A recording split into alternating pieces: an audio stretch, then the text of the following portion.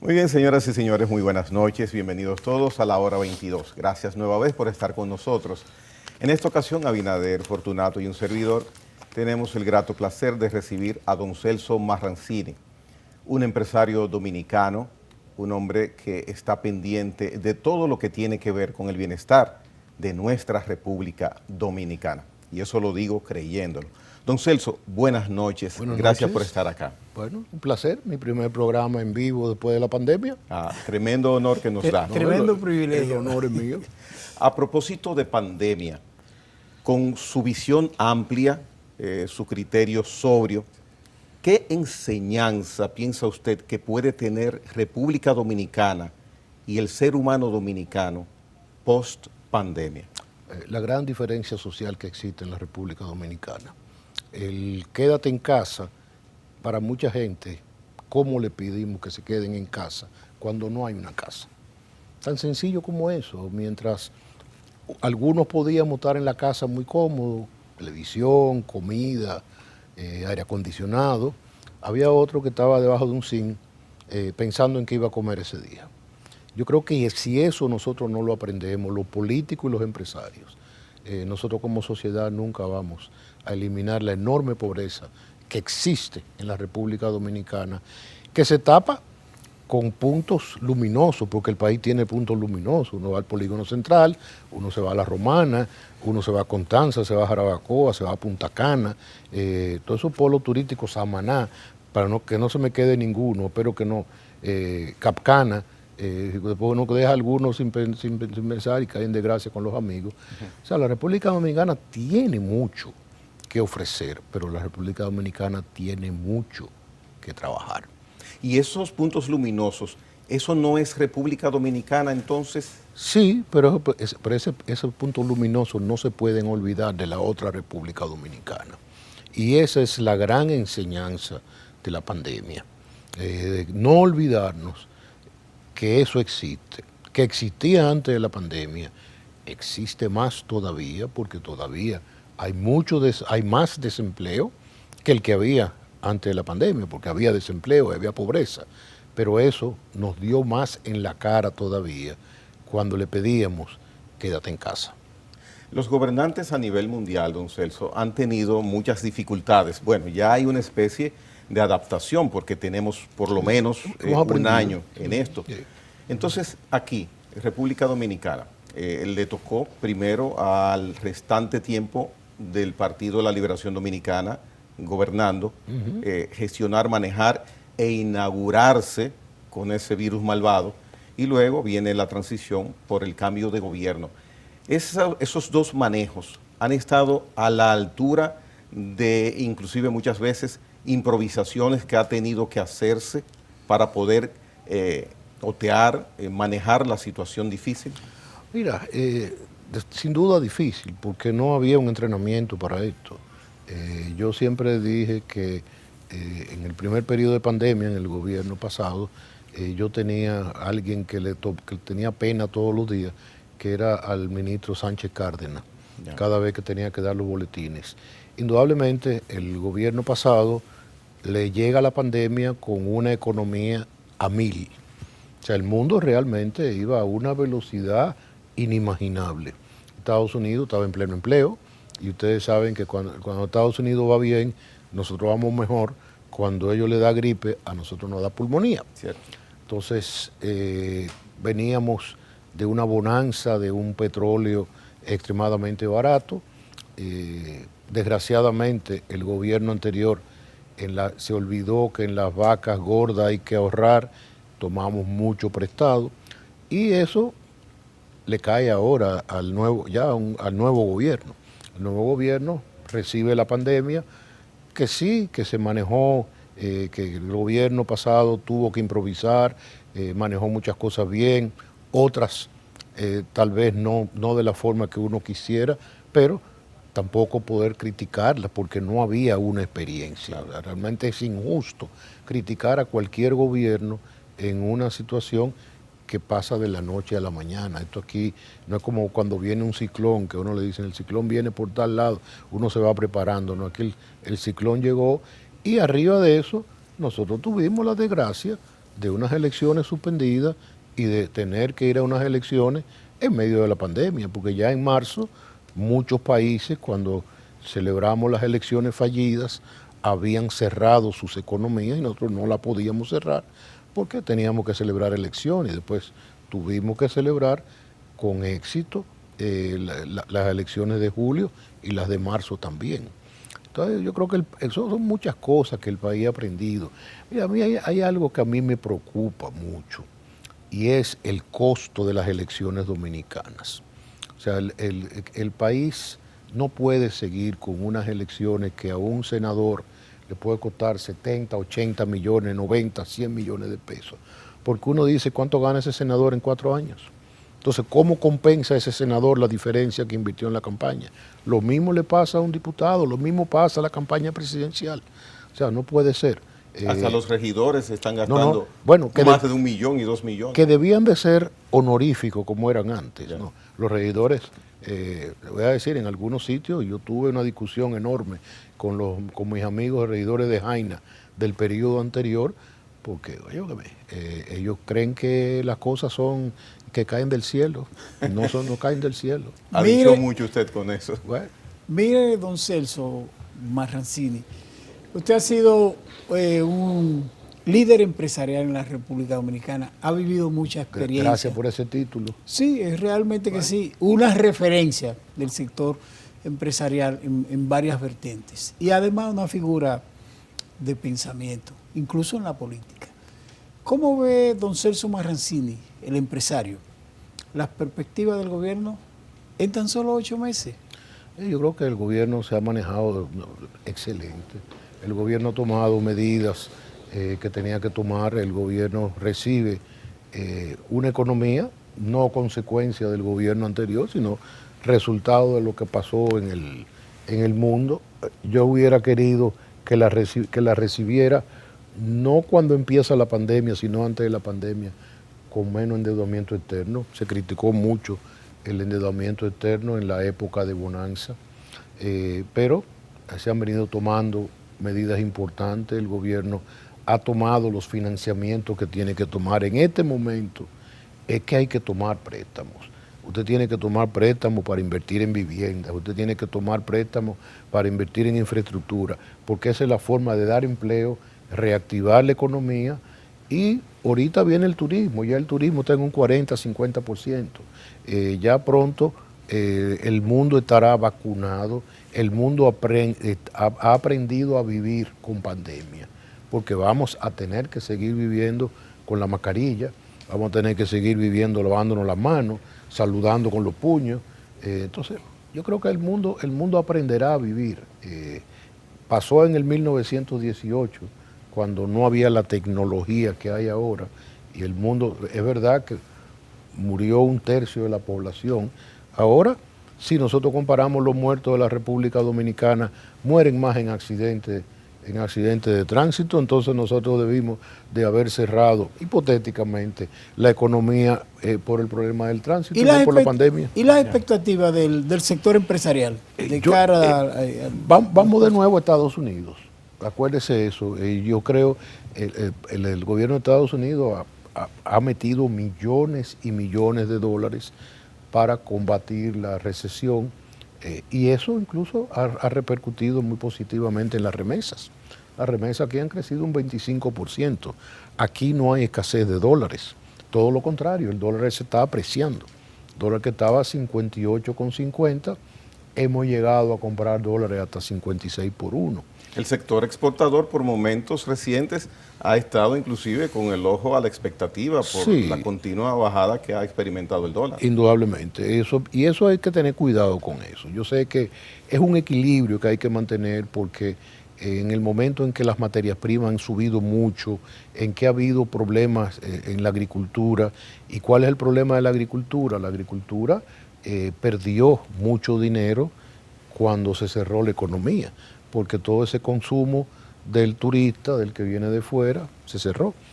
Hubo productores agrícolas que simplemente se fueron a la quiebra, dejaron de producir, por eso sube el plátano, por eso sube el arroz. Pero la economía se va ajustando poco a poco y todo eso. Y ahora esta leve bajada del dólar beneficia al consumidor, perjudica las exportaciones. Hay que tener mucho cuidado en ese sentido, que no nos vaya a pasar lo que pasó en el 2004.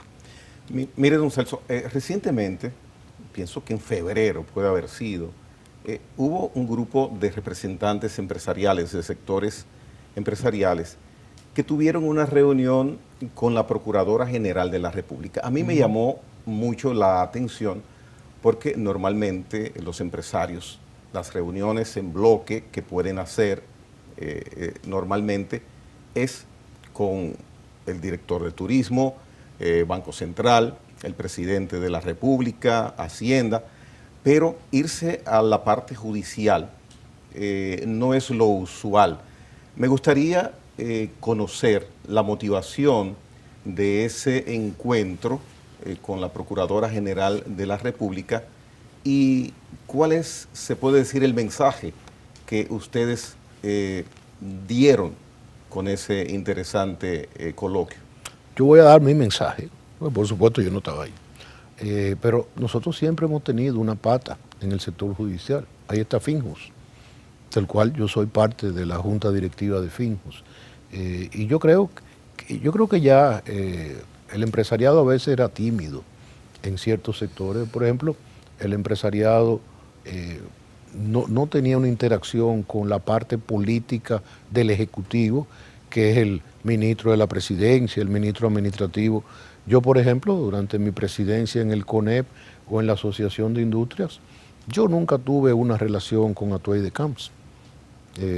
Y no era porque no manteníamos ese tipo de relaciones, manteníamos, como usted dice, con aduana, con industria y comercio, con la parte con economía, producción, economía, el Secretariado de Economía, pero yo creo que eso es interesante. Yo creo que a los empresarios nos interesa el país como un todo, no un pedacito del país. Y yo creo que la justicia es una parte fundamental del orden del país, y es la seguridad jurídica del empresario nacional y del empresario internacional que viene a invertir a la República Dominicana. Es lo mismo que ahora los empresarios están participando en la reforma policial. Yo le voy a decir, yo presido un organismo que ya hace años que no funciona, que se llama Consejo Nacional de Prevención del Crimen, que apoyamos de una forma muy bajo perfil reformas policiales en muchísimos. Incluso ayer vi a mi gran amigo Guillermo Guzmán Fermín en un programa de televisión. Bueno, nosotros apoyamos mucho la jefatura de Guillermo Guzmán Fermín y otras más. Esa la recuerdo más porque yo creo que él me apoyó más a mí que lo que yo lo apoyé a él cuando yo llegué a la CDE, porque cuando yo llegué a la CDE, Radamés Segura me tenía un meeting montado adentro y yo tuve que entrar con un grupo de empresarios, Guillermo Guzmán Fermín, jefe de la policía, y un grupo de SWAT para que no me dieran golpe. ¿A ese nivel? A ese nivel, amigo mío. Eso va al libro. Y voceaban, este no dura una semana y este duró 3 años. E hizo una gestión muy aceptable. Yo se la dejo a que la gente la juzgue. Yeah. Yo sé que en una encuesta, y pocas veces lo he dicho, en una encuesta hay 2 cosas que yo siempre, y no lo digo mucho, en una encuesta que se hizo yo quedé valorado como el 3er mejor funcionario. Pero más que eso, había una encuesta del PRD que yo la usaba y la gente me decía, ¿por qué tú usas la encuesta del PRD? Bueno, pues si yo uso una del PLD me dicen que esa es la que me conviene, donde decía que la última preocupación que tenía el dominicano ya era el sector eléctrico. O sea que no, yo salí muy contento, definitivamente. Fue un puesto que yo nunca pensé, yo realmente no soñé ser funcionario público y nada, fue una solicitud del presidente Fernández, como me pidió ahora el presidente Abinader que fuera parte del gabinete eléctrico, con mucho gusto. En su momento el presidente Medina me pidió que fuera parte de la comisión de Punta Catalina, también lo fui. Ya. Esa participación suya como vicepresidente ejecutivo de la Corporación Dominicana de Empresas Estatales Eléctricas, ¿qué sentimiento, porque usted tomó muy a pecho, en el mejor sentido de la palabra, esas funciones? ¿Qué recuerdos, qué sentimiento, qué le queda en su interior, tanto personal como profesional? Mira, yo creo que profesionalmente el mayor reto que puede tener un gerente, o sea, yo no creo que yo ahí ni siquiera fui como empresario, sino como gerente, en un momento extremadamente difícil para la economía, porque la gente olvida que en el 2008-2009 el mundo se cayó, que fue el famoso problema de las hipotecas. El Fondo Monetario, había un acuerdo con el Fondo Monetario. A mí se me obligó a firmar una carta con el Fondo Monetario sin ser parte del equipo económico. Y yo siempre recuerdo el mejor piropo que me puedan haber dado a mí de esa gestión, aparte de lo que me puede haber agradecido el presidente Fernández, con quien mantengo una excelente relación personal. Me lo dijo Héctor Valdés, que me dijo: tú no sabes cómo la administración de ustedes, porque no fue la mía, fue la de mucha gente, ha incidido en la estabilidad macroeconómica de la República Dominicana. Fue así. Eso debido a la estabilización que se produjo y a la en el sistema eléctrico. No solamente eso, a la reducción de gastos, en un momento donde no había dinero, porque en los 8 años del gobierno anterior había dinero a raudales, porque el petróleo estaba a 40. O sea, el déficit de las distribuidoras en los últimos 4 o 5 años fue de 800, 1.000 millones con el petróleo a 40. Yo tenía un déficit de 700 con el petróleo a 120. Wow. O sea, yo con un petróleo a 40 le hubiera mandado un cheque al Ejecutivo todos los meses. Reembolsándole. Desgraciadamente ahora este gobierno vuelve y le toca la desgracia del petróleo. Ahí está el petróleo subiendo. Entonces, definitivamente, yo creo que este gobierno tiene muchos retos, pero este gobierno está enfrentando todos los problemas. Hay que apoyarlo. Yo a veces oigo críticas que yo digo, oye, pero son críticas que no se le han hecho antes, que al tocayo suyo le quieren hacer toda la crítica del mundo. Yo me imagino que usted tiene muchos anuncios con ese nombre. Sí. Mire, hay un aspecto que usted se refirió al principio de la entrevista que creo que es sumamente importante. Un rediseño de la política de inversión privada y de inversión extranjera para la sostenibilidad de la economía en República Dominicana. Sí, yo creo que hay que repensar las cosas diferentes. Ya nosotros no estamos en aquellos enfrentamientos de hace muchos años. Yo creo que hay que entender que el empresario es una parte activa de la economía, que lo es también el colaborador, que necesitamos del turismo, que necesitamos de la agricultura, que necesitamos exportar, que necesitamos eliminar las tantas trabas que tiene la economía dominicana.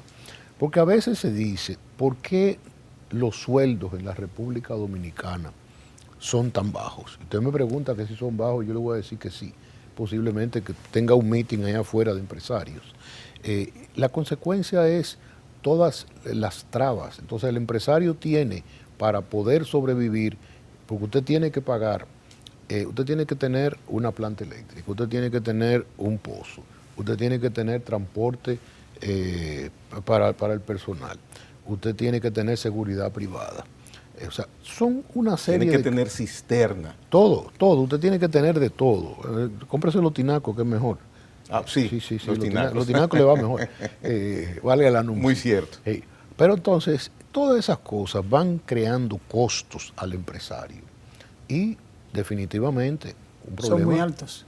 Agreguémosle esto, la baja alfabetización de la República Dominicana. Porque cuando usted contrata a un empleado que no sabe leer y escribir, yo recuerdo, en el año 99, cuando hablábamos de Tratado de Libre Comercio con Centroamérica, yo llego a Costa Rica y el taxista que me llevaba al hotel me dio una clase de economía y yo digo, bueno, ¿cuál es la diferencia que nosotros tenemos? Entonces, esa es parte.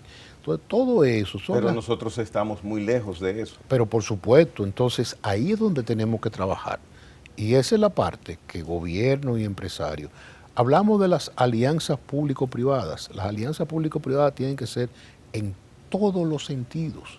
y es el empresario viendo la visión de país, es el empresario aportando, el gobierno trabajando con el empresario, los sindicatos trabajando de la mano. El problema del transporte. Don Celso, mire, el gobierno tiene capacidad gerencial para hacer buenas alianzas público-privadas, porque la idea es genial, Claro. pero la experiencia de los gobiernos como gerentes no es buena. No, pero ahí es donde entra la parte privada también, porque la parte privada gerencia. Esa es la parte donde... Son dos partes, gobierno, parte privada, entonces la parte del gobierno. Porque no es solamente inversión, es también gerencia. Usted dice, bueno, yo no quiero meterme en temas álgidos, pero usted dice, bueno, la emisora de Luis García es del gobierno. Entonces venimos con una alianza público-privado, Luis que no me saque de aquí, y le decimos, bueno, vamos a invertir tanto, pero nosotros la vamos a manejar. Y él dice, sí, manéjenla ustedes, pero él sigue siendo el dueño. Pues eso puede pasar con el gobierno, con activos importantes que tiene el gobierno, y usted dice, bueno, el caso de Punta Catalina, vamos a meternos para lo hondo. Después de la pausa, don Celso, perfecto, para Punta Catalina, perfecto. que está en agenda. Yo sé que ustedes, yo lo vi por ahí. Usted es clarividente. Sí. Venimos en breve con don Celso Marrancini en la hora 22.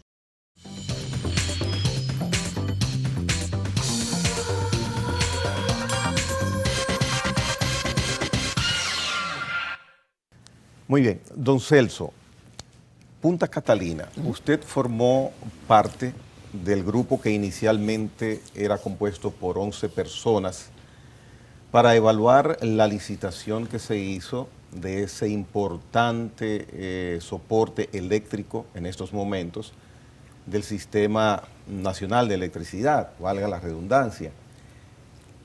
Se evaluó y se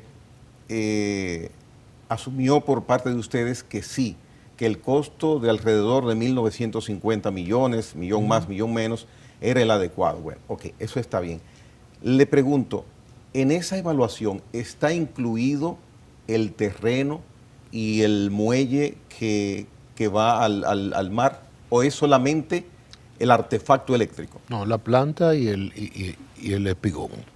¿Y el espigón? ¿Qué es el espigón? El muelle. El muelle, ya. El terreno, había un contrato con el nombre, había un nombre muy simpático que nos costó mucho aprendérnoslo, bueno, ahorita yo me acuerdo, pero era una especie de alquiler del terreno. Y el informe de Punta Catalina nunca se entendió, incluso a mi querido amigo Sergio Carlos, yo lo oí el otro día acabando con Servio Tulio Castaño. A nosotros no se nos pidió en ningún momento, ni lo podíamos hacer, si ahí había habido corrupción, si ahí había habido dinero. A nosotros se nos dijo, evalúen el precio de la planta y evalúen la licitación. Nosotros no evaluamos el precio de la planta, eso lo hizo una compañía calificada de los Estados Unidos, no la buscamos en ningún sitio oculto, es de las mejores compañías de los Estados Unidos. Si alguien no cree en ese precio, que vaya a FIT, que es la compañía, y le diga, ustedes hicieron una valoración mala. Bueno, nosotros hicimos otras valoraciones que nadie las leyó en Fiutesi, que se llama la forma de alquiler. Es algo griego, un nombre griego. Es muy interesante, es una forma de alquiler, pero diferente. Entonces, yo solamente he oído a una persona, que fue a la diputada, hoy senadora Raful, que dijo, señores, es que ustedes no se han leído ese informe, porque ese fue un informe extremadamente profundo. Y todo el mundo lo que quería es que nosotros saliéramos a decir, sí, ahí hubo corrupción, ahí hubo sobrevaluación, Odebrecht le dio a fulano, le dio a mengano. A nosotros ni teníamos la capacidad, ni era el mandato del decreto. Ahora, nosotros dijimos, la comisión que estuvo trabajando en la valoración, una comisión extremadamente débil, no se respetó la ley 340-06, se le dio a la planta a un licitante y un economista brillante que anda inventando disparates por ahí, se inventó la figura de un licitante virtual, es una cosa inconcebible. Eso es inentendible. No, totalmente, pero nada más en la cabeza de Andy Dawager que cabe eso. Entonces, todo eso se criticó en el informe, se dijo, no puede ser que se alquilara el terreno. Ese terreno tenía que haber sido, y después se vendió al final del periodo, se vendió el terreno. O sea, todas esas cosas, incluso dijimos que los dos únicos que participaban en la comisión de licitación, independientes del personal de CD, renunciaron, que fue el caso de Isidoro Santana y de Ramón Flores. O sea, las críticas fueron profundas. Nosotros invertimos 2000 horas de entrevista. Todo eso está ahí. E indudablemente la gente... ¿Y todos en la comisión trabajaron por igual? Todos trabajamos por igual. O sea, puede ser que alguno trabajara más que otro, pero al fin y al cabo la opinión fue... Pero hubo una integración de todos los miembros. Sí, totalmente. Ahí eso no se puede decir que fulano es culpable. No. Eso sería una irresponsabilidad de mi parte. Creo que César Sánchez no terminó porque vino el proceso de Punta Catalina y yo creo que, yo le voy a decir, yo tengo un gran aprecio por ese señor. Ese señor llegaba en carro público a la comisión. Okay. Yeah. Así llegaba César Sánchez. Yeah. Mire, le voy a preguntar sobre Punta Catalina. Un aspecto que yo creo que sigue siendo muy importante y además preocupante en sectores políticos, en sectores del gobierno, sobre todo porque hay una parte del litoral del PRM y de sectores empresariales que favorecen la venta de Punta Catalina, pasarla al sector privado, pero disminuirla, desacreditarla, decir que no sirve el proyecto, que no. Usted como empresario, ¿cómo lo evalúa? Mire, lo primero es que eso está bien claro. En el pacto eléctrico que se firmó, ahí está claro ahí que no se vende Punta Catalina. Entonces, ese pacto lo firmó el gobierno. Entonces, yo creo que ya ese es un tema que definitivamente debió haber salido de los medios de comunicación. De prestigiar la planta, yo le voy a decir, esa es una planta excelente, como planta. O sea, eso es una planta con una tecnología brillante. Ahora es una planta que a su alrededor tiene 200.000 cosas. Que si el precio era 1.945, cuando se inauguró se dijo que eran 2.400, hay quienes dicen que costó 3.000, hay quienes dicen que nunca debió de haberla construido el Estado, pero como planta eléctrica. Y otra cosa, a los críticos que yo les digo sandía son los que son verde por fuera y rojo por dentro. Yo les digo que en el momento de la construcción de Punta Catalina, aquí no había gas. Entonces es muy fácil, no construíamos Punta Catalina. O sea, como planta con combustible carbón. Olvidémonos de todos los escándalos adicionales, que no quiero, eso, borremos eso. La planta como planta, magnífica. Que puede tener errores de construcción que hay que definirlo, esos son otros 500. Pero como equipo, excelente. Usted no podía comparar esa planta con una planta china. No, nunca en la vida. Bien. Entonces, mire, volviendo un poquito a temas macros, don Celso, para aprovechar su presencia acá. El gobierno, cuando inicia, viene dentro de su eslogan de cambio con uno de sus principales estandartes, que es perseguir la corrupción. Ya lo dijo el presidente en uno de sus discursos, que hasta corrupción institucionalizada aquí había y que se acababa a partir de ese momento esa situación. Con referencia a eso, a corrupción institucionalizada, hay un artículo de un empresario, igual que usted, don Franklin Báez Brugal, que a final de año 2020 lo escribió, se llama La corrupción, si no me equivoco, donde él mencionaba que viendo lo que estaba empezando a suceder del Ministerio Público actuando con el caso Antipulpo, él se daba cuenta y confirmaba que aquí había instituida una cleptocracia, que es hacerse de bienes propios desde el gobierno, en sentido ilícito. ¿Qué opinión le merece esa parte del escrito de Franklin Báez Brugal sobre que aquí estaba institucionalizada la corrupción desde el Estado? Franklin es uno de los empresarios que yo más admiro. Y yo coincido con Franklin en un 98%. Wow. Hay que darle un 2% porque hay veces que peleamos como amigos. Y Franklin es parte de la comisión de acompañantes de la licitación que se está llevando hacia adelante. ¿La licitación? De la licitación de los 800 megas de Manzanillo, Ya. que está llevando el Ministerio de Energía y Minas. Ya. Hay un grupo de acompañantes, que uno de ellos es Franklin Báez Brugal. Totalmente de acuerdo. Y yo creo que si a este gobierno hay que reconocerle lo que aquí nunca había sucedido. O sea, había un eslogan por ahí de que vamos a hacer lo que nunca se ha hecho. Yo creo que realmente están haciendo lo que nunca se ha hecho. ¿Cuándo usted ha visto a un gobierno cancelando un ministro? Pues los ministros se sustituían o se dejaban ahí y uno se olvidaba.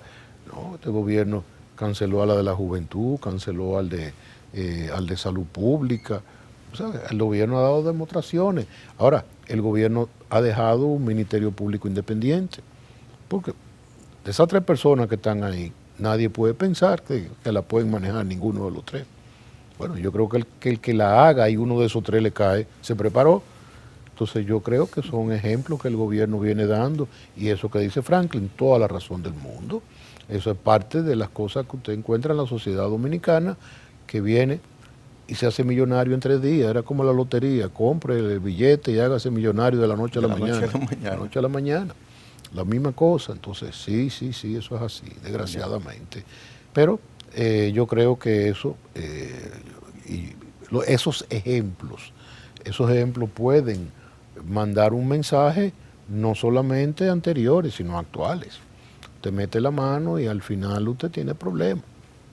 Y yo creo que hay que felicitar al presidente Abinader, que definitivamente está dando, o no él, bueno, él en la parte de cancelar, cuando él cancela ministros que son señalados, yo no quiero decir que hayan hecho nada porque usted es inocente hasta que se le pruebe, pero por lo menos lo cancelan. No sé si es el rumor público, no sé qué fue, pero lo cancelaron. El sector zona franca, pasemos ahora a una parte importante de la economía, ha sido siempre esperanza en nuestro componente importante de ingreso de divisas, de producción, mano de obra, trabajo. En estos momentos tuvimos un año que en cierto momento fue bueno. Actualmente hay muchas e interesantes expectativas con el sector zona franca. El boom definitivo, ¿usted cree que puede lograrse? Porque tenemos las condiciones dadas.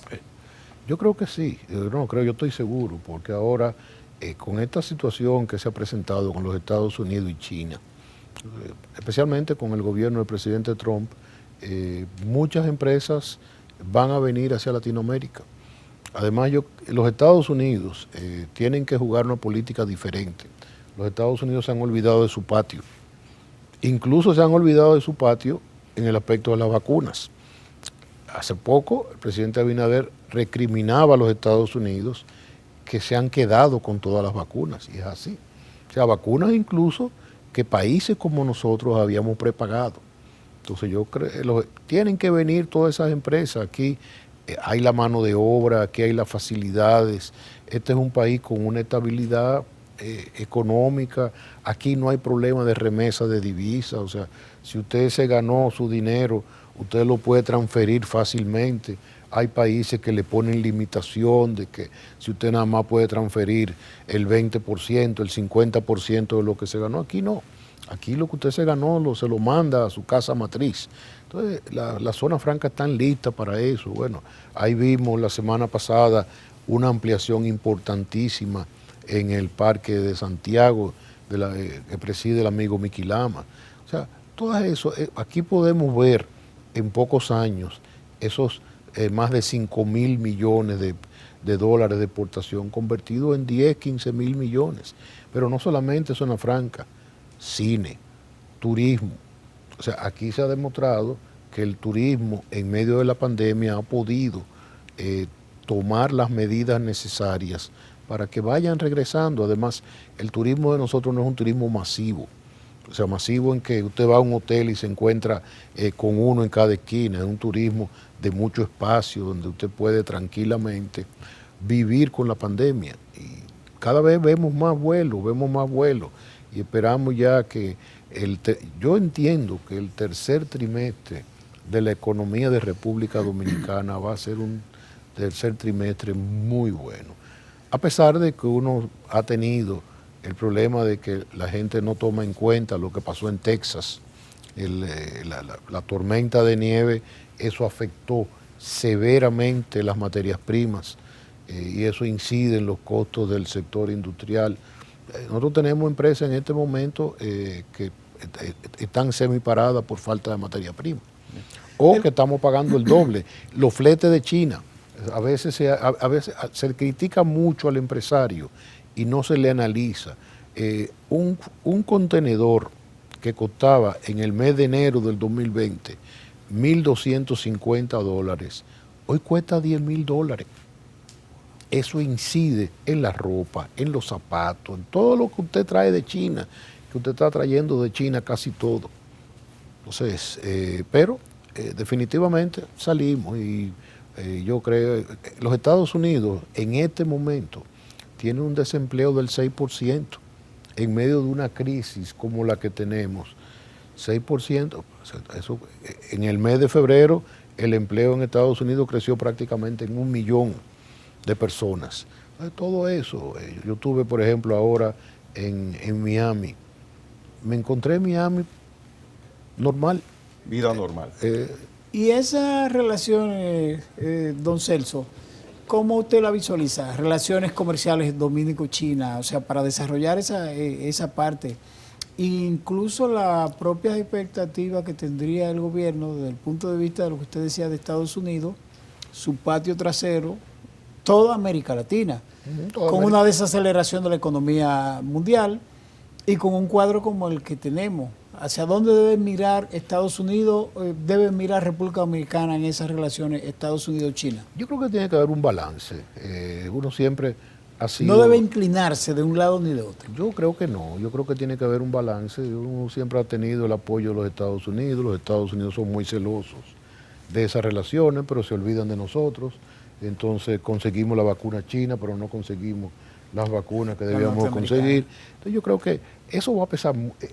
Los Estados Unidos no han medido el impacto de lo que significa la vacuna. ¿Por qué? Estoy de acuerdo con usted. Sí, no lo han medido. O sea, el presidente Biden prometió poner 1 millón de vacunas durante los primeros 100 días. Está poniendo 3,5 millones de vacunas diarias. Pero eso ha sido en contra de toda Latinoamérica, exacto, la Latinoamérica cercana a ellos, porque usted tiene a Uruguay, Argentina, México poniendo la vacuna rusa. Entonces, eso definitivamente los Estados Unidos... Hasta los chilenos y los brasileños. Los chilenos y los brasileños lo van a pagar en cuanto a las relaciones.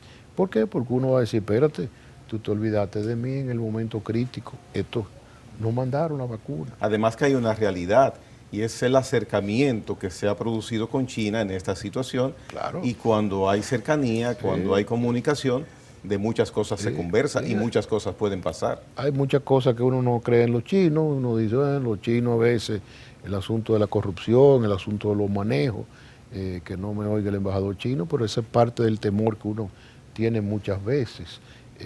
Pero la corrupción no solamente la hay en China, la corrupción es un mal mundial que hay que atacar. Bien. Vamos a la pausa final para retornar con lo que queda de programa y el conversatorio que estamos sosteniendo en esta noche con don Celso Marrancini.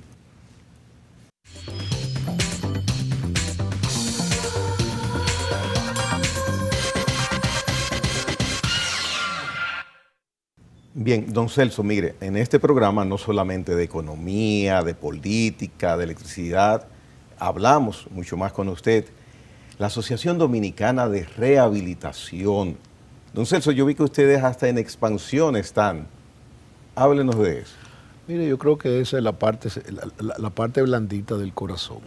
Yo creo que esa obra que mi mamá y tanta gente, porque son mucha gente, han hecho. O sea, cuando uno oye, ayer yo oía el caso de la filial de Santiago, que me contaban que una de las señoras decía, yo hipotequé mi casa para apoyar la filial de Santiago, y es una obra de amor. Wow. La gente no tiene una idea del tamaño de esa obra. Nosotros en el año 2019, el 20, es un año atípico, dimos 1.3 millones de consultas. ¿Tantas? Así mismo. Y nosotros agradecemos a todos. Mi mamá tenía siempre un gran agradecimiento por el presidente Balaguer, que había sido, bueno, el primer cheque del presidente Balaguer lo echó en una alcancía de rehabilitación, el cheque como presidente. Y a través de los tiempos, los gobiernos vienen apoyando. Nosotros tenemos que agradecer mucho a este gobierno, porque nosotros teníamos un problema presupuestario serio, y en medio de la pandemia el gobierno del presidente Abinader prácticamente nos duplicó el presupuesto, lo cual nos va a permitir ampliar los servicios nuestros. Estamos haciendo una sala de cirugía impresionante, estamos creando una sala de imágenes, o sea que usted va y va a poder tener una resonancia magnética, usted va a poder tener rayos X, va a poder una mamografía, todo en el mismo sitio. ¿Va a estar eso en la sede central? En la sede central, en la sede central. Y eso tenemos sí rayo X en muchas de las filiales. Así que yo recuerdo, yo sé que en Bonao hay, en Santiago hay, creo que en La Romana. Nosotros antes de la pandemia teníamos 1.400 empleados. 1.400 empleados. Sí, señor. Sí, señor. ¿No? Y yo no me puedo ir de este programa sin agradecer a SENASA. A SENASA en el gobierno anterior y a SENASA en este gobierno. ¿Por qué? Porque uno tiene que ser justo. Y yo le voy a decir por qué. En el gobierno anterior nosotros llegamos a facturar 40 millones mensuales a SENASA. Y entonces ellos se nos acercaron queriendo negociar esos servicios por 15 millones. Espérate, así no. Y logramos un acuerdo muy interesante de 25 millones mensuales. Durante la pandemia, cuando cerramos las operaciones en marzo, abril y mayo, SENASA siguió pagándonos los 25 millones. Cuando llegó el gobierno nuevo, el doctor Jacín, yo le dije, mira, esta es la situación que nosotros tenemos. Y me dijo, déjalo así, que en el 2021 revisamos. Y revisamos, nosotros habíamos cerrado la unidad quirúrgica porque queríamos hacer una ampliación, esa era parte de nuestra facturación en SENASA, y logramos un acuerdo. Y yo creo que esa es la parte bonita de trabajar gobierno y sector privado. Yo creo que rehabilitación no es una obra de Mary Pérez de Marrancini, ni de tantas personas. Rehabilitación es una obra de la República Dominicana. Freddy Veragoico, el cardenal Freddy Veragoico, con los telemaratones, las alcancías, los sobrecitos de las escuelas. O sea, las jovencitas que iban de los colegios a llenar sobrecitos, preparar. Bueno, yo andaba atrás de mi esposa que iba a llenar sobrecitos, y yo entonces iba a buscar a mi mamá en el carro y era atrás de mi esposa, mi novio, por supuesto. O sea, rehabilitación tiene una historia, la historia de la República Dominicana. Rehabilitación cumple 58 años, indudablemente. Mi mamá tiene 94, no puede pretender que mi mamá siga trabajando a esa edad. Iba todos los días a rehabilitación antes de la pandemia. Le he prometido que en unas 2 o 3 semanas, ya cuando la vacuna haya surtido el efecto que todos esperamos, le he prometido que la voy a llevar. Qué bueno, que la voy a llevar. Pero rehabilitación, necesitamos el apoyo de todo el mundo, necesitamos seguir contando con el apoyo de los senadores, de los diputados, de los empresarios. Los empresarios en la pandemia nos ayudaron inmensamente, con mascarilla, con manita limpia, con las batas. O sea, el apoyo del sector empresarial es fundamental. Y ahora que yo estoy más metido ahí, tan peor, porque yo entonces los ataco y los llamo. Así que se lo agradecemos mucho. Y al presidente Abinader y a la primera dama, el apoyo, no hay cómo. En medio de una crisis como la que tiene el país, que nos hayan duplicado el presupuesto. Cuando yo se lo conté a mi mamá, me dice, ¿cuánto? Así, esa fue su respuesta. Qué bueno, qué bueno. Mire, a mí me gustaría agregarle un poquito más de rehabilitación, porque también uno tiene sus temas con rehabilitación y tiene sus amores, como usted decía, su gratitud, su agradecimiento, de manera muy personal. Sí. ¿Por qué los gobiernos no le han dado tanta valor y tanta importancia a lo que tiene que ver una asistencia de rehabilitación. Incluso en zonas tan agrestes y tan difíciles y tan pobres como la zona fronteriza o los pueblos, instalando y replicando las escuelas, las instalaciones, los talleres que tiene rehabilitación. ¿Por qué no lo han hecho? ¿Por qué no lo han asumido? Porque nosotros se lo hemos resuelto. Ya. Autogestión. Sí, nosotros estamos en Dajabón. Nosotros tenemos filiales. Nosotros tenemos 34 filiales. 32 realmente y 2 en construcción. La de Jaina, que está quedando preciosa, con el apoyo de AES. Se va a inaugurar ahora el 11 de mayo y estamos una en Rancho Arriba, que ya usted se imagina lo que lleva una filial a Rancho Arriba, con una carretera que nadie quiere ir a trabajar a Rancho Arriba, pero tienen tanto amor que terminan yendo. Y nosotros la intención es poder llegar a cada una de las comunidades. Eso es una alianza público-privada. Qué bien. La experiencia de los técnicos cubanos en rehabilitación de los ortopedistas. Nosotros no hemos tenido cubanos. Tenemos algunos que otro terapista haitiano, tenemos algunos que otro venezolano, pero cubanos no. En algún momento tuvimos mucho acercamiento con Costa Rica. Ellos tienen un desarrollo importante, pero no, con los cubanos no. Como yo soy medio derechista. No, yo no tengo nada. Eso es una broma mía. Sí. Eso es una broma mía. Me acabo de dar cuenta recientemente de que los estatutos de la Cámara de Comercio Dominico-Italiana no prohíben, no impiden la reelección. Usted ha sido escogido nueva vez presidente de esa Cámara. Yo quería cambiarlo para que la prohibieran, pero un gran amigo, miembro de la Cámara, insistió y bueno, en contra de mi voluntad y de la de mi mujer, pero yo creo que ese grupo esas relaciones entre República Dominicana y Haití, República Dominicana e Italia, que en un momento se vieron afectadas porque Italia cerró la embajada en República Dominicana. Y hay que reconocer que nos mandaron al mejor embajador que pudieron haberlo hecho con Andrea Canepari. Lo que ha hecho el embajador Canepari realmente, y hemos elevado la importancia. Señores, si nosotros nos vamos a analizar, los italianos somos una parte importante del Producto Interno Bruto. Claro que sí. Pero muy importante que se cuiden los españoles, que creen que ellos son la mayor parte del Producto Interno Bruto. Si echamos gabela, le sacamos. Pero a diferencia de los españoles que tenían su Cámara Dominico-Española, la nuestra había desaparecido. La hemos hecho resurgir con ese trabajo de todos. Hay un grupo impresionante. Yo soy el menor de ellos. Hay que admitir que hemos hecho volver.